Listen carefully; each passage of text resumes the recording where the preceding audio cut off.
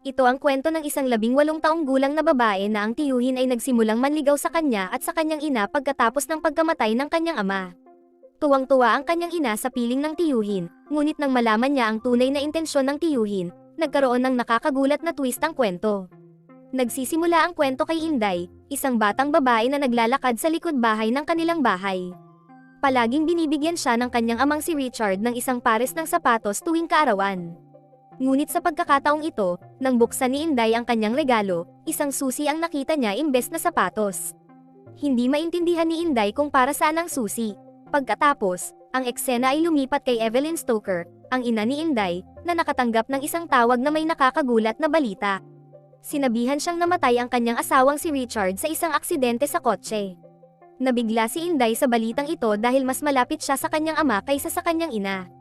Ang kanyang ama ang tanging matalik niyang kaibigan. Kinabukasan, nakilala ni Inday ang isang lalaki na nagngangalang Boyet, na kapatid ni Richard.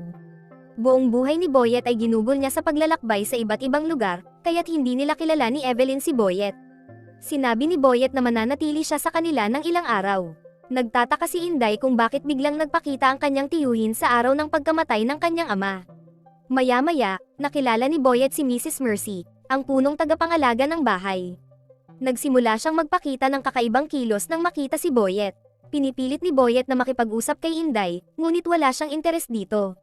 Kinabukasan, habang naglalakad si Inday sa kanilang hardin, nakita niya si Boyet at si Mrs. Mercy na nagtatalo tungkol sa isang bagay. Sinabi ni Mrs. Mercy na noong wala pa siya ang nagbibigay ng lahat ng impormasyon tungkol sa bahay, kaya't nagtaka siya kung bakit ganito ang ginagawa ni Boyet sa kanya. Hindi maintindihan ni Inday ang nangyayari dahil malayo siya. Pagkatapos ng araw na iyon, bigla na lang umalis si Mrs. Mercy sa bahay.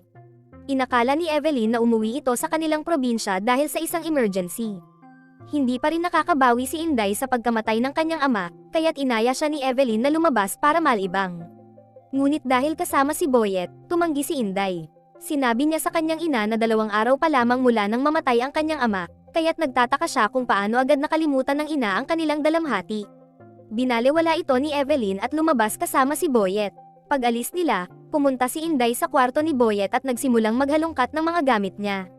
Nakakita siya ng isang bag na naglalaman ng iba't ibang bagay, kabilang ang isang kahon na katulad ng binibigay ng kanyang ama tuwing kaarawan niya. Nang bubuksan na sana ni Inday ang kahon, bumalik sina Evelyn at Boyet. Nagdala si Boyet ng ice cream para kay Inday, ngunit tumanggi itong tanggapin ito. Sinabi ni Boyet na ilagay na lang ito sa freezer at kainin kapag gusto niya.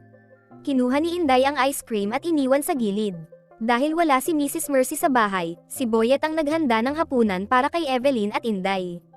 Pagkatapos ng hapunan, tinanong ni Inday ang kanyang ina kung bakit hindi niya sinabi ang tungkol kay Uncle Boyet.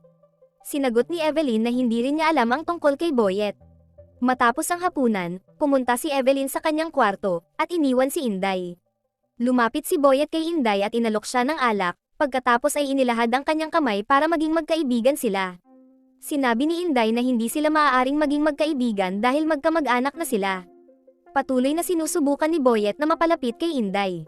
Pati sa paghatid sa kanya sa paaralan ay sinubukan niyang gawin, ngunit hindi siya pinapansin ni Inday. Isang araw, bago pumasok sa paaralan, inutusan ni Boyet si Inday na magdala ng payong, ngunit hindi siya pinakinggan. Umulan ng malakas ng araw na iyon. Pagdating ni Inday sa bahay, nakita niya ang payong na iniwan sa pintuan. Hindi pa rin niya ito pinansin. Pagpasok niya sa bahay, nakita niyang magkasama ang kanyang ina at si Boyet na tumutugtog ng piano. Nakaramdam ng kakaiba si Inday nang makita silang magkasama. Makalipas ang ilang araw, dumating si Mrs. Guadalinda, ang tiyahin ni Inday, upang bisitahin sila. Nabigla si Mrs. Guadalinda nang makita si Boyet sa kanilang bahay, at tila natakot. Sinabi ni Evelyn na matapos ang world tour, bumalik si Boyet sa kanilang bahay. Nagulat si Mrs. Guadalinda at sinabi niyang gusto niyang manatili roon ng ilang araw para makasama si Inday. Naging masaya si Inday sa balitang ito, ngunit hindi natuwa si Evelyn. Sa katunayan, naaakit si Evelyn kay Boyet at ayaw niyang may ibang tao sa kanilang bahay. Nang umalis si Boyet sa mesa, sinabihan ni Mrs. Guadalinda si Evelyn na paalisin na si Boyet sa kanilang bahay sa lalong madaling panahon. Nagkaroon sila ng pagtatalo ukol dito. Nang paalis na si Mrs. Guadalinda, lihim niyang ibinigay kay Inday ang isang papel na may nakasulat na numero ng telepono. Bago siya sumakay sa taxi, tinanong siya ni Boyet kung saan siya mag-stay. May nalalaman si Mrs. Guadalinda tungkol kay Boyet na nais niyang sabihin kay Evelyn at Inday. Naging balisa siya at nagdesisyong manatili sa ibang hotel. Pagkatapos, naghanda si Evelyn at pumunta sa kwarto ni Boyet na may dalang bote ng ketchup. Nang mga oras na iyon, wala si Boyet sa bahay.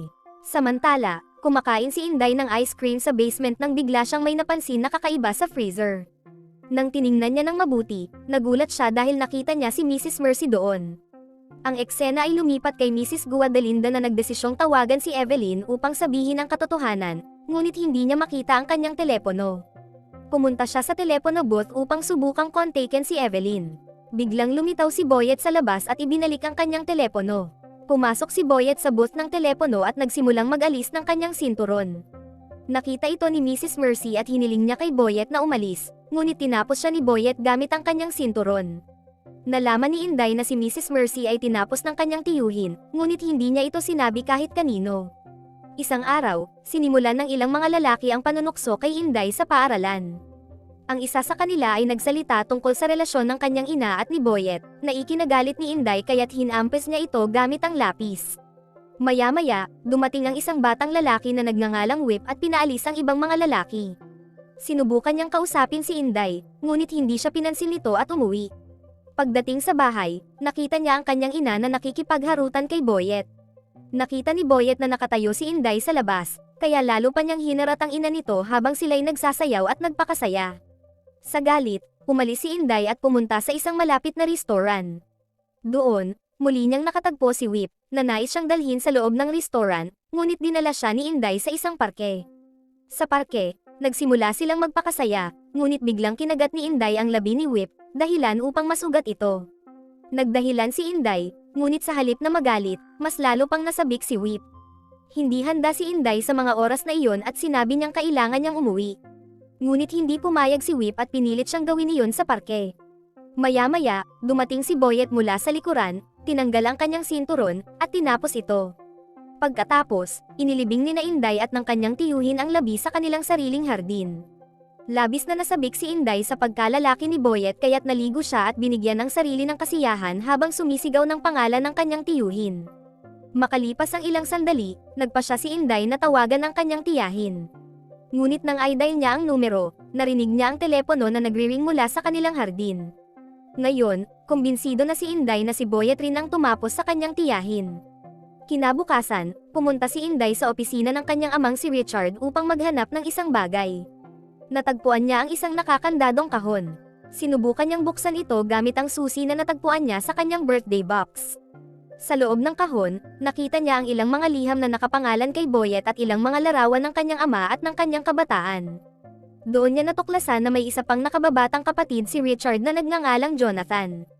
Upang malaman ang tungkol dito, pumunta siya sa kanyang tiyuhin at natagpuan ang isang liham sa hagdanan. Nabigla siya nang makita na ito ay mula sa isang mental hospital. Dumating si Boyet at nang makita ang mga liham sa kanyang kamay, naintindihan niyang nalaman na ni Inday ang lahat. Nang tanungin siya ni Inday tungkol sa kanyang nakababatang kapatid na si Jonathan, sinabi ni Boyet na bukod kay Richard, mayroon din siyang isa pang nakababatang kapatid na si Jonathan.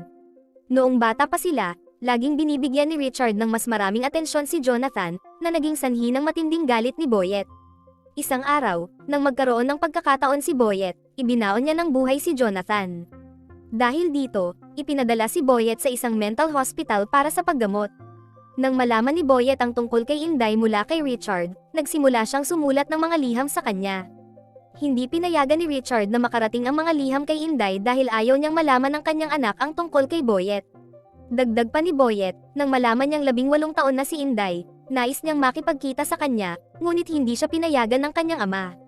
Binigyan siya ni Richard ng malaking halaga ng pera at binilhan siya ng ari-arian sa Bulacan, at inutusan siyang lumayo kay Inday magpakailanman. Dahil dito, tinapos ni Boyet si Richard gamit ang isang buliga at pinalabas na aksidente ang kanyang pagkamatay. Matapos malaman ang buong katotohanan, sinampal ni Inday si Boyet ng malakas. Sinabi ni Boyet na matagal na niyang hinihintay ang pagdating ng ika-18 kaarawan ni Inday upang madala siya sa malayong lugar kasama siya. Inilahad niya ang kanyang pag-ibig kay Inday at binigyan siya ng isang pares ng takong bilang regalo. Sa parehong oras, dumating ang isang pulis sa bahay ni Inday upang tanungin sila tungkol kay Whip.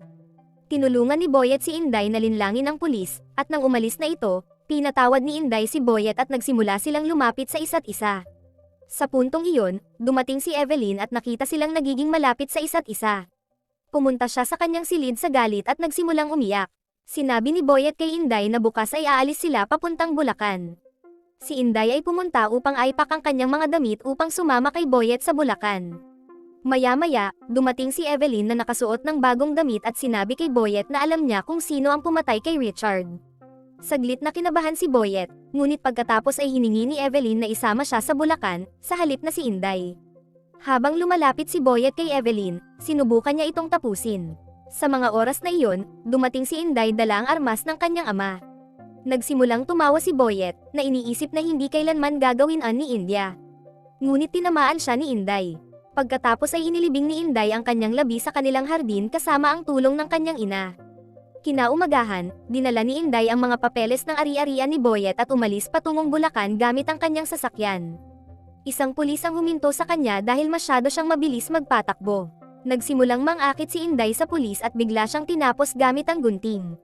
Sinubukan ng pulis na iligtas ang kanyang buhay, ngunit tinutukan siya ni Inday ng kanyang armas at tinapos siya sa gitna ng mga bukirin.